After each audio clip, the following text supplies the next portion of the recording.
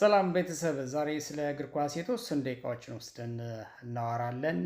እንግዲህ በተበጣጠሰ መንገድ መረጃዎቹን እንዲህ ቲፕ ከማድረግ ውጪ ዘርዘር ባለ መንገድ መረጃዎችን አልተለዋወጥንም። በሳምንቱ በርከት ያሉ ጨዋታዎች ተደርገዋል፣ በእንግሊዝ ፕሪሚየር ሊግ ማለት ነው። እንግዲህ እግር ኳስ ሲባል በአውሮፓ በተለያዩ ሊጎች ያው እግር ኳስ ጨዋታዎች ይደረጋሉ። ምርጥ የሆኑ ጨዋታዎች ፉክክሮችም አሉ ሌሎች ሊጎችም ላይ። ግን በዋናነት በእንግሊዝ ፕሪሚየር ሊግ ካለው የሊጉ ተፎካካሪነት አንጻር ብዙ ተመልካቾች ያሉት የእንግሊዝ ፕሪሚየር ሊግ ነው ተብሎ ነው የሚወሰደው።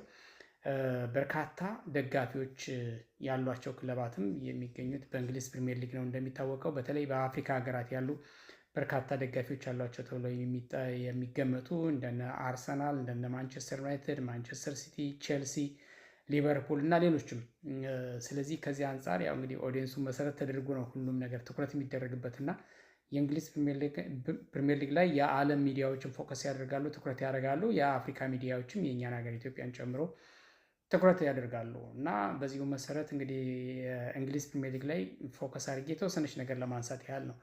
እንግዲህ በዚህ ባሳለፍነው ሳምንት በነገራችን ላይ 31ኛውም ብለው 30ኛውም ብለው 29ኛውም ብለው የእንግሊዝ ፕሪሚየር ሊግ አሁን ባለው ሁኔታ ትንሽ የፕሮግራም አንዳንዶቹ ቀሪ ጨዋታ ያላቸው አሉ። አንዳንዶቹ ደግሞ ጨዋታቸውን ጨርሰው የተጫወቱ ክለባት አሉ። እስከ 31ኛ የተጫወቱ አሉ፣ 30ኛው ላይ የተጫወቱ አሉ፣ 29ኛው ላይ የተጫወቱ አሉ። ለማንኛውም ግን አሁን የቀሩት ጨዋታዎች ሊጉ ሊጠናቀቅ ከ7 እስከ 9 ነው ብሎ መጥቀስ የሚቻለው እና በዚህ ሁኔታ ውስጥ ነው ያለው የእንግሊዝ ፕሪሚየር ሊግ እና አሁን ትንሽ ቅርጹን ቀየር እያደረገ ወደ ትንሽ ፍልሚያው ይሄ የጡዘቱ መጠን ከፍ እያለ ያለበት ሁኔታ ነው አሁን የሚገኘው። እንግዲህ እንደሚታወቀው በእንግሊዝ ፕሪሚየር ሊግ በ3 ካታጎሪ ይከፈላል። አሁን ያለው ውጥረት የመጀመሪያው ነገር ሻምፒዮን ለመሆን ነው። ሻምፒዮን ለመሆን ግን እንደ ከዚህ በፊቱ 2ም 3ም ክለብ አይመስለኝም ተገማች የሚሆነው ከዚህ በኋላ።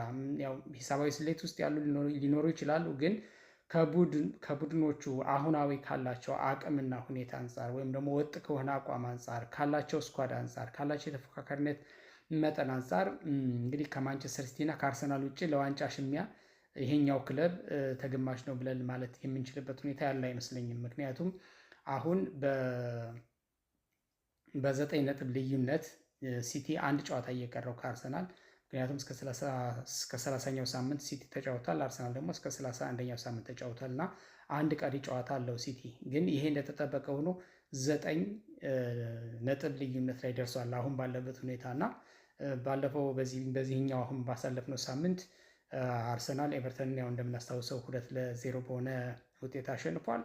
ሲቲ ደግሞ ነጥብ ጥሏል በዌስትሃም እና በዚህ ምክንያት ትንሽ አሁን አርሰናል ግስጋሴውን ጠንከር አድርጎ የቀጠለ ይመስላል።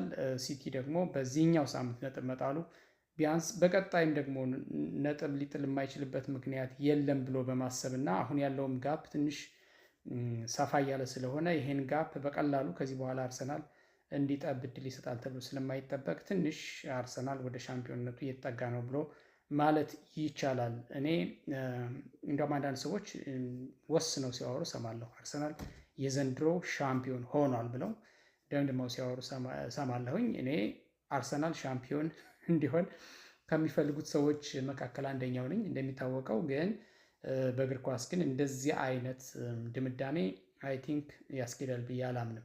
ለማንኛውም ግን እኔ ማምነው ብዙ ፐርሰንቱን ሂዷል ነው። ከ75 ከ80% ለዋንጫ ተጠግቷል አርሰናል ተብሎ ነው መወራት ያለበት እንጂ 9 እና 7 ጨዋታ 8 እና 7 ጨዋታ ከፊታቸው ተቀምጠው ሁለቱ ቡድኖች በአንድና በሁለት በ3 ጨዋታ ብዙ ልዩነቶች መምጣት በሚችሉበት እግር ኳስ ለዛውም የእንግሊዝ ያበደው የእንግሊዝ እግር ኳስ በዚህ ልክ እንደዚህ ደግሞ ማውራቱ ተገቢ ነው ብዬ አላስብም። ለማንኛውም የእንግሊዝ ፕሪሚየር ሊግ እንዳልኩት አንደኛው ካቴጎሪ የሻምፒዮንነት ፉክክሩ ነው። አሁን እንግዲህ ዘንድሮ ልናወራ የምንችለው የሁለት ፈረሶች ሩጫ የሲቲ እና የአርሰናል ብለን ነው የምንለው እና በሻምፒዮንነት ፉክክሩ ውስጥ ሊቨርፑልም አለበት ማለት አይቻልም። ማንቸስተር ዩናይትድም አይ ዶንት ቲንክ ሶ፣ አስቶን ቪላም እንደዚሁ በዚህ ሳምንትም ይኸው ተሸነፈ።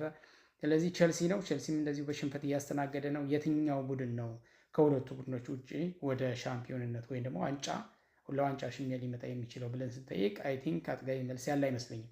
ስለዚህ የሁለት ፈረሶች ሩጫ የምለው በምክንያት ነው። አርሰናል እና ሲቲ ናቸው በዚህ በዘንድሮ ዓመት የእንግሊዝ ፕሪሚየር ሊግ የሻምፒዮንነት ጉዞ ላይ መሄድ የሚችሉት። በሂሳባዊ ስሌት አሁን የጠቀስኳቸው እነ ቼልሲን፣ እነ አስቶን ቪላን፣ እነ ማንቸስተር ዩናይትድን እና ሊቨርፑልን ጨምሮ ልናስገባቸው እንችላለን በሂሳባዊ ስሌቱ ከሄድ ግን በሪያሊቲው ግን አይ ቲንክ በዛ ሂደት ውስጥ የሚሄዱ አይመስለኝም። ለማንኛውም በዚህ ሳምንት እንግዲህ ቅዳሜ ዕለት በተደረጉ ጨዋታዎች በርንሌይ ከበርንማውዝ ያው 0-0 ነው የተለያዩት። ሰንደርላንድ በብራይተን 1-0 ተሸንፏል እንደምናስታውሰው። ከዛ ውጭ ዌስትሃም ከማንቸስተር ሲቲ ያው ዌስትሃም ማንቸስተር ሲቲ ነጥብ አስጥሎታል። 1-1 በሆነ ውጤት ነው የተጠናቀቀው። ስለዚህ የማንቸስተር ሲቲ የዋንጫ ፉክክር ጥያቄ ውስጥ የገባውም በዚህኛው ሳምንት ነጥብ መጣሉን ተከትሎ ነው በዌስትሃም። ቼልሲ በኒውካስል 1-0 ተሸንፏል። የቼልሲ የመሸነፍ ወይም ደግሞ ነጥብ የመጣል ጉዞ በዚህ መንገድ ቀጥሏል። የአውሮፓ ቻምፒየንስ ሊግ ተሳትፎም ጥያቄ ምልክት ውስጥ እየገባ ነው ያለው። በእርግጥ እንዳልኳችሁ ገና 8 እና 7 ጨዋታዎች በቀሩበት ሁኔታ ግን መደምደም አይቻልም። ምክንያቱም በአውሮፓ ቻምፒየንስ ሊግ ተፎካካሪዎች መካከል ያለው የነጥብ ልዩነት በጣም የተቀራረበ ከመሆኑ የተነሳ።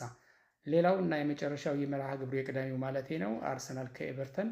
እንግዲህ እንደምናስታውሰው ሁላችንም አርሰናል 2-0 ኤቨርተንን ለረጅም ሰዓት 0-0 ማለት ኤቨርተኖች ባደረጉት መከላከልን መሰረት ያደረገ ያጨዋወት እንቅስቃሴ ኦፍኮርስ ካውንተር አታካቸውም ለማጥቃት የሚያደርጉትን ጥረት ቀላል አልነበረም። በዚያ ጨዋታ እስከ 3 ቁጥር ያላቸው ኢላማቸውን የጠበቁ ሙከራዎችን ሞክረዋል እና ቀላል አልነበረም አርሰናልን የፈተኑት። ግን የማታ ማታ እንግዲህ ቪክቶር ዮኬሬሽ እና ማክስ ዶማን ተቀይረው ገብተው ቪክቶር ዮኬሬሽ የመጀመሪያዋን የማሳረጊዋን ደግሞ ወጣቱ የ16 ዓመቱ ተስፈኛ ኮከብ ማክስ ዶማን አስቆጥረው 2-0 በሆነ ውጤት አሸንፈው አርሰናል 3 ጣፋጭና ወሳኝ ነጥቦችን ይዞ ወጥቷል። እንግዲህ በዚህ ሳምንት አርሰናል ማሸነፉን ሲቲ ደግሞ ነጥብ መጣሉን ተከትሎ በርካቶችም የዋንጫውን ቅድመ ግምት ለአርሰናል እየሰጡ ያሉበት ምክንያት ይሄውና ይሄው ብቻ ነው። ከዛ ውጪ እሁድ ዕለት የተደረጉ ጨዋታዎች ያው ክሪስታል ፓላስ ከሊድስ 0-0 ተለያይተዋል። ኖቲንግሃም ፎረስት ከፉልሃም እንደዚሁም በተመሳሳይ 0-0 ተለያይተዋል። ሊቨርፑል ከቶተንሃም 1-1 ነው የተለያዩት። እንግዲህ በቶተንሃም ሊቨርፑል ነጥብ ይጥላል ወይም አቻ ይለያያሉ ተብሎ አልተጠበቀም ነበር። ነገር ግን ያው ኳስ እንደዚህ ነው። ሊቨርፑል በሜዳውና በደጋፊ ፊት ሲመራ ውሎ እንግዲህ ጨዋታው በመገባደጃው አካባቢ ሪቻርድሰን ባስቆጠራት ያቻነት ጎል በዚሁ 1-1 ተጠናቋል።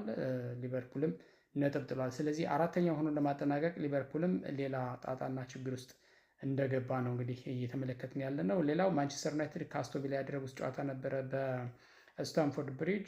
ማንቸስተር ዩናይትድ 3-1 በሆነ ሰፊ ውጤት ሳይጠበቅ ማለት ይቻላል አስቶን ቪላ። ምክንያቱም አስቶን ቪላ ተገዳዳሪ ነው፣ በጣም ከባድ ቲም ነው እና ማንቸስተር ዩናይትድ 3-1 በሆነ ውጤት አሸንፎታል። ስለዚህ ማንቸስተር ዩናይትድ አራተኛ ሆኖ የቻምፒየንስ ሊግ የሚቀጥለው ዓመት ተሳታፊ ለመሆን የሚያደርገውን ጥረት ያው እቅዱም አላማውም እሱ ይመስላል። በጣም እሱን መንገዱን እያሳመረ ያለ ይመስላል። በእርግጥ እንደተናገርኩት ነው 7 ጨዋታ ቀልድ አይደለም፣ ለዛውም ወደ ፋይናል ስቴጅ ያለ ጨዋታ እና ፉክክሩም በጣም ከባድ ስለሆነ ለዋንጫ የሚደረገው የመጀመሪያ ካቴጎሪ ብዬ የጠራሁት ፉክክር፣ ከዛ ቀጥሎ በአውሮፓ ቻምፒየንስ ሊግ ተሳታፊ ሆኖ ለማጠናቀቅ በሚደረገው ፉክክር፣ ከዛ ውጭ ደግሞ ላለመውረድ ደግሞ በጣም ከባድ ነው። አሁን ወራጅ ቀጠና ያሉ ቲሞች ሁልጊዜ ሻምፒዮን የሚሆነውን ቲም ጭምር በጣም ይፈትናሉ። ምክንያቱም የህልውና ጉዳይ ነው። ከሊጉ ሊሰናበቱ ነው። ስለዚህ ከሊጉ መሰናበት የሚፈልግ የትኛውም ክለብ የሚፈልግ የለም። ስለዚህ የሞት የሽረት ጉዳይ ያደርጋል ባለቀ ሰዓትም ቢሆንና ፉክክሩ በዚህ ልክ እየሄደ ነው ያለው። እንግዲህ የእንግሊዝ ፕሪሚየር ሊግ በጣም ሳቢ ሆኖ መቀጠሉን ቀጥሏል። ያው እንደሚታወቀው ቅድም እንደጠቀስኩላቸው አርሰናል 31 ጨዋታዎችን አድርጓል። እስካሁን ያው 70 ነጥብ ሰብስቧል። 39 ንጹህ ጎል አለው። ጎል ዋጋ ስላለው ነው በሻምፒዮንነት ሂደት ውስጥ። ማንቸስተር ሲቲ 30ኛው ጨዋታውን ያደረገው 30ኛው ሳምንት ላይ የሚገኘው 61 ነጥቦች አሉት፣ 32 ንጹህ ጎሎች አሉት። ማንቸስተር ዩናይትድ 3ኛ ደረጃ ላይ መጥቷል። አስቶን ቪላ ማሸነፉን ተከትሎ እያለ ነው የሚወርደው እና የ3 እና ያላቸው የነጥብ ልዩነት የ3 የ4 እንደዚህ የመሳሰሉ ናቸው እና በአንድ ጨዋታ በሁለት ጨዋታ ሊቀያየር የሚችል አይነት ተቀራራቢ አይነት ውጤት ነው ያላቸው እና ለዚህ ነው የአራተኛ ሆኖ ለማጠናቀቅ በ8 እና 7 ጨዋታዎች በቀሩበት ሁኔታ በጣም ከባድ ነው ብለን የምንለው ለዛ ነው። ላለመውረድ የሚደረገው ጥረትም እንደዚሁ ነው። አሁን ለጊዜው እስከዚህኛው ሳምንት ድረስ ያለው ለመናገር ያህል ኖቲንግሃም ፎረስት 29ኛ ሳምንት ላይ ነው የሚገኘው። 28 ነጥብ ሰብስቧል። 15 የጎል ዕዳ አለበት።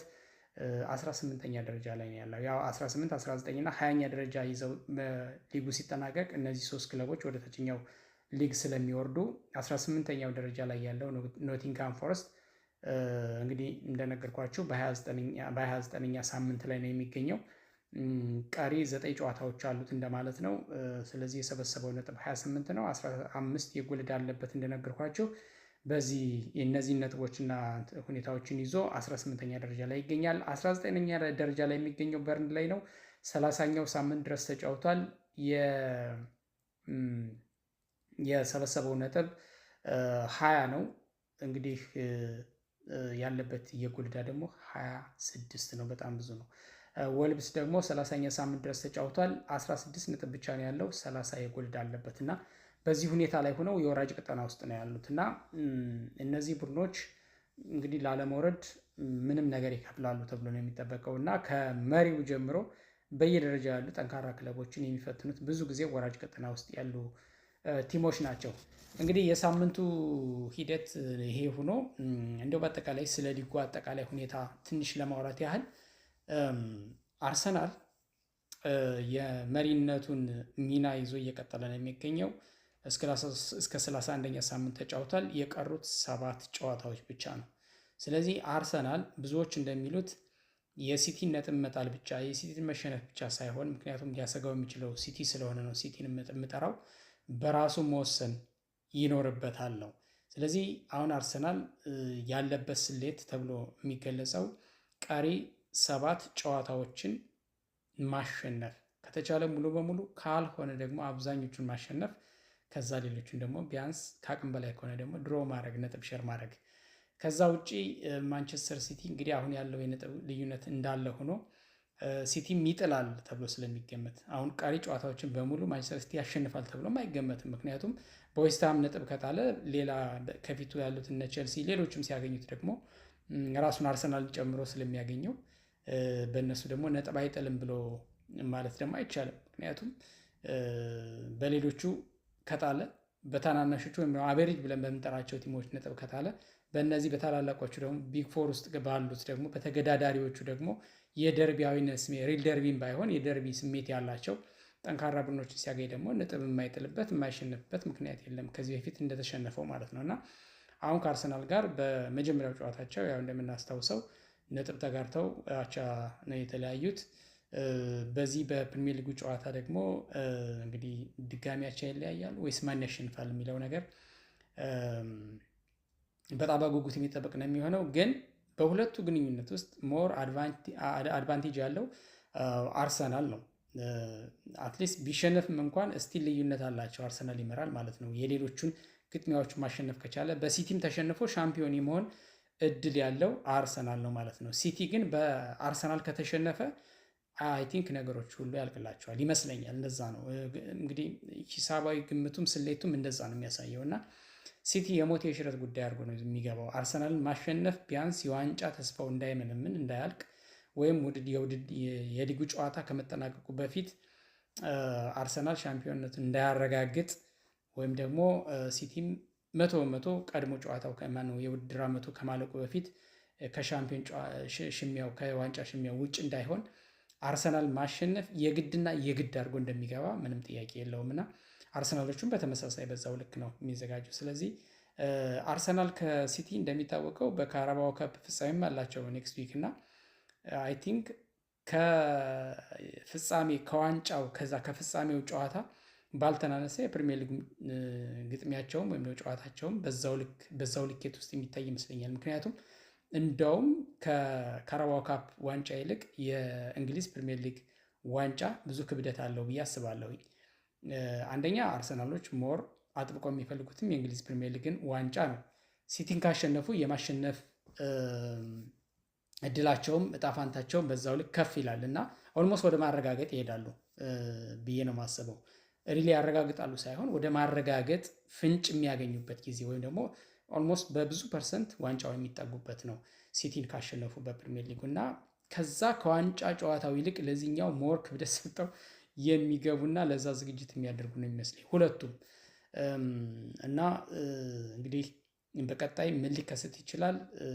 ከአንዳንድ ጨዋታ ካደረጉ በኋላ ከዛ እርስ በርስ ስለሚገናኙ ያን ጊዜ ሁሉም ነገር የሚለይለት ይመስለኛል። እንግዲህ ሌላው በጣም ያልተጠበቀው ነገር የሊቨርፑል ከአራተኛ ሆኖ ከማጠናቀቅ የማፈግፈግ ነጥብ ይመጣል፣ የመሸነፍ አሁንም እነዚህ ነገሮች። ከዛ ውጭ ማንቸስተር ዩናይትድ ደግሞ በጣም ባልተጠበቀበት ሁኔታ አጀማመሩ በጣም አስከፊ ነበር። በሩበን አሞሪም ዘመን በተለይ በጣም አስቸጋሪ ነው። ባለፈው ዓመት እንግዲህ 15ኛ ነው ምናምን ነው የጨረሰው፣ 16ኛ 15ኛ አካባቢ ነው የጨረሰው። ወራጅ ቀጠና አፋፍ የሚባለው ፖዚሽን ላይ ሆነ ነው። በማንቸስተር ዩናይትድ ታሪክ ይሄ በጣም አስከፊው ዘመን ተብሎ ሊጠቀስ ይችላል። በዚህ ዓመትም አጀማመሩ በጣም መጥፎ እንደነበረ እና እሱ መሆኑን ተከትሎ በቃ ማንቸስተር ዩናይትድ ዘንድሮም ከአምናው ያልተሻለ አይነት አጨራረስ ነው የሚኖረው የሚል የብዙዎች ግምት ነበረ። ነገር ግን አመራሮች በወሰዱት በጣም የድፍረት እርምጃ ማለት ይቻላል። የድፍረት እርምጃ የምለው ምንድን ነው? አሞሪምን አሰናብተው ካሪክን በጊዜያዊነት ይሾማሉ ብዬ አልገመትኩም እኔ በበኩሌ። ሌላ ትልቅ አሰልጣኝ አሁን ክለብ ያልያዙ ብዙ አሰልጣኞችን መጥራት እንችላለን። ብዙዎቹን ፖቼቲኖ ራሱ ክለብ የያዘ አይመስለኝም። ሌሎቹም አሉ ታላላቅ አሰልጣኞች የሚጠሩ አሁን የርገን ክሎፕ ለምሳሌ እሳቸው አሁን ክለብ አልያዙም፣ ሊቨርፑልን ከለቀቁ በኋላ እንደዚህ አይነት አሰልጣኞችን አድኖ የመቅጠር እንጂ በጊዜያዊነት ለካሪክ የውድድር ዓመቱ ይሰጣሉ የሚል ግምት አልነበረኝም። ግን እምነት ጥለውበት ለካሪክ ሰጡት። እሱም አላሳፈራቸውም። እስካሁን ባደረጋቸው ጨዋታዎች አንድ ሽንፈት ብቻ ነው ያስተናገደው በኒውካስል። ከዛ ውጭ ግን አንድ ያቻ ውጤት ነው ያለው። ከዛ ውጭ ያሉትን በሙሉ አሸንፏል እና በሚገርም ሁኔታ እየቀጠለ ነው ያለው። በእርግጥ ከቀድሞ ጓደኞቹ ምቀኝነት የሚመስል በጣም ጫጫታ፣ ይሄ ትችት ምናምን። አሁን ሮይኪን መቼለት ነው ቃለ መጠይቅ ሲደረግለት የሚቀጥል ይመስልሃል ወይ በዋና አሰልጣኝነት ወይም ደግሞ ሊቀጥል ይገባል ወይ ተብሎ ሲጠየቅ ነው ያለ። ምክንያቱም ያው አባባላቸው ማንቸስተር ዩናይትድ በጣም ትልቅ ክለብ ነው፣ እሱ ደግሞ ልምድ የለውም ገና ነው እና እሱ አይመጥንም፣ ማንቸስተርን ወደሚፈለገው ማማ ይዞታ አይሄድም ነው የነሱ እንትን አስመስለው የሚያወሩት እሱን ነው። ግን ውስጡ ግን ይሄ ተራ ምቀኝነት ነው የሚመስለው እና ለማንኛውም ነገር ያነሰዋል እንዲሉ ነው።